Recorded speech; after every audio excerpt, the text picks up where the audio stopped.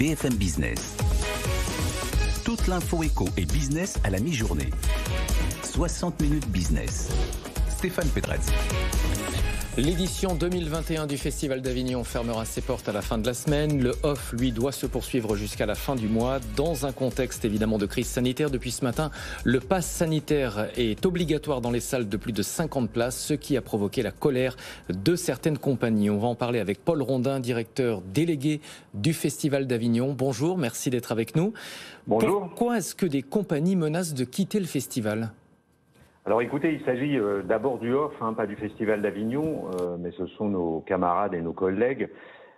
Pourquoi ? Parce que simplement, ils ne sont pas en mesure en 7 jours d'appliquer le contrôle du pass sanitaire de manière cohérente, de manière compréhensible pour les spectateurs. Et je crois que c'est leur désarroi qui s'exprime très clairement. Est-ce qu'ils pensent que l'application de ce pass va réduire la fréquentation ? C'est une des craintes. On va le vérifier ou pas dans la journée parce qu'effectivement, on l'expérimente aujourd'hui seulement. On a commencé, nous, à 11h la première salle. On va voir.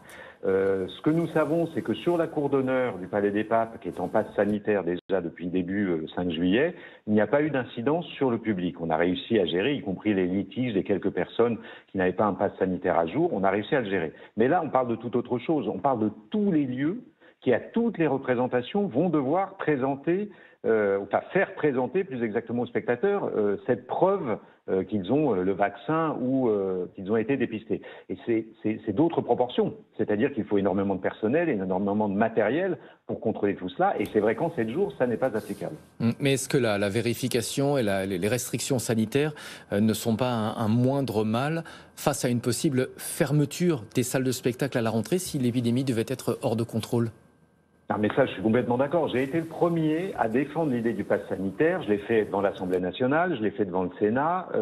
Donc, on est avec quelques organisateurs du spectacle vivant, notamment de festivals, absolument pour ce pass sanitaire. La question n'est pas là. La question est de comment vous anticipez.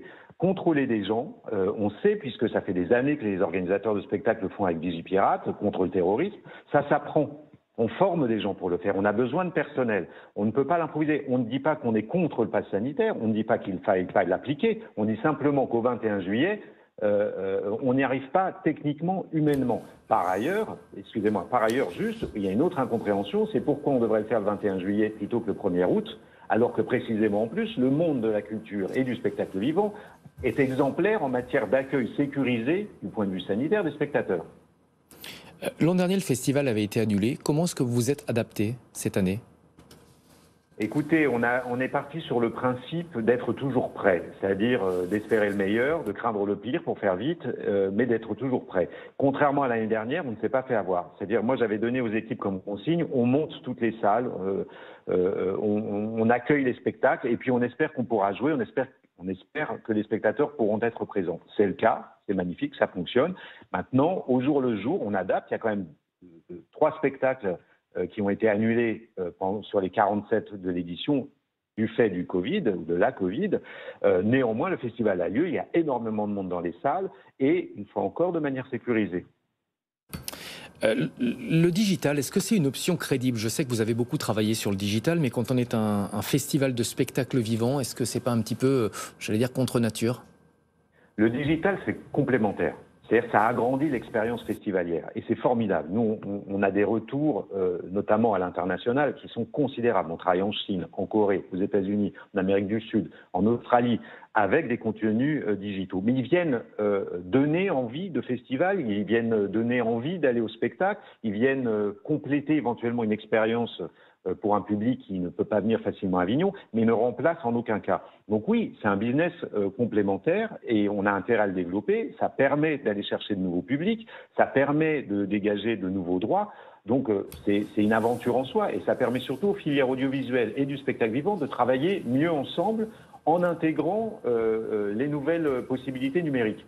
Donc c'est un chantier qui viendra s'agréger au spectacle vivant, jamais le remplacer. Et c'est plutôt une très bonne nouvelle.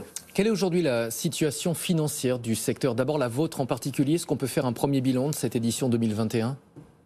Non, c'est impossible de faire un bilan parce que pour le coup, on n'a jamais fonctionné autant au jour le jour, voire à l'heure que cette année. Ce qu'on sait, c'est qu'il y a du monde dans les salles, je vous le disais, et que du coup, la billetterie devrait être au rendez-vous, en tout cas, au moins comme on l'a prévu. Globalement, on a engagé beaucoup plus d'argent, notamment pour recruter du personnel, on évoquait aussi tout à l'heure, en matière d'accueil du public. On a dû doubler certaines équipes, y compris en technique, parce que ben voilà, une équipe qui arrive en retard de l'étranger, il faut compenser le temps de travail, il faut travailler la nuit en plus du jour, etc., etc. Donc on sait que les coûts seront plus grands cette année. Ce que nous avons, nous, décidé de faire au festival, c'est de lisser sur 2 ans le budget du festival. C'est-à-dire que comme 2020, vous l'avez évoqué, n'a pas joué, ça a été annulé, on a proposé à notre conseil d'administration et à nos partenaires de faire un exercice budgétaire de 24 mois en somme. Et donc d'arriver jusqu'à fin décembre 21 budgétairement et, sauf catastrophe d'ici là, ça devrait fonctionner ainsi. Un dernier mot sur la situation financière du secteur. Que vous disent les compagnies qui travaillent avec vous? Est-ce qu'elles ont été suffisamment aidées par le gouvernement? Oui, non, ça c'est un faux débat.